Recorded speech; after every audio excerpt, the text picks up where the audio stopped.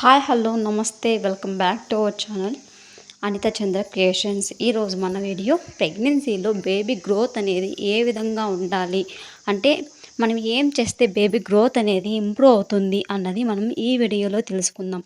అంతకంటే ముందు మన ఛానల్ ఎవరైనా ఫస్ట్ టైం చూస్తున్న వాళ్ళు ఉంటే ఖచ్చితంగా లైక్ చేసి షేర్ చేసి మన ఛానల్ని అయితే సబ్స్క్రైబ్ చేసుకోండి. ఇక వీడియోలోకి వచ్చినట్లయితే, చాలామంది ప్రెగ్నెంట్ అయిన తర్వాత బేబీ వెయిట్ అనేది ఏ విధంగా పెరగాలి అని ఆలోచిస్తూ ఉంటారండి. నేను చెప్పే ఒక్క ట్రిక్ ఫాలో అవుతే చాలు, మీ బేబీ అనేది చాలా బాగా గ్రోత్ అనేది కనిపిస్తుంది.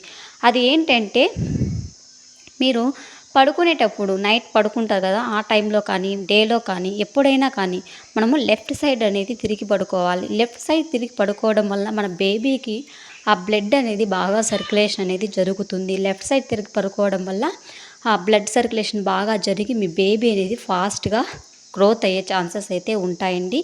ఎందుకంటే మనము స్ట్రైట్గా పడుకుంటూ ఉంటారు చాలామంది, అలా అస్సలు పడుకోకూడదు. ఎందుకంటే బేబీకి చాలా అన్కంఫర్టబుల్గా ఉంటుంది. బేబీకి విటమిన్స్ మినరల్స్ మనలో ఉన్నవి చేరే ఛాన్సెస్ అయితే ఎక్కువగా ఉండవు. లెఫ్ట్ సైడ్ తిరిగి పడుకుంటే బ్లడ్ కానీ అలాగే విటమిన్స్ మినరల్స్ అలాగే పోషకాలన్నీ మన బేబీకి వెళ్ళే ఛాన్సెస్ అయితే ఎక్కువగా ఉంటాయండి. అందువల్ల మనము ప్రెగ్నెన్సీలో త్రూఅవుట్ ప్రెగ్నెన్సీ మనం లెఫ్ట్ సైడ్ అయితే తిరిగి పడుకుంటే చాలా చాలా బెస్ట్ అని చెప్పవచ్చు. ఓకేనా, ఇది ఒక్కటి ఫాలో అవ్వండి, అలాగే మీ బేబీ అనేది చాలా బాగా గ్రోత్ ఉంటుంది.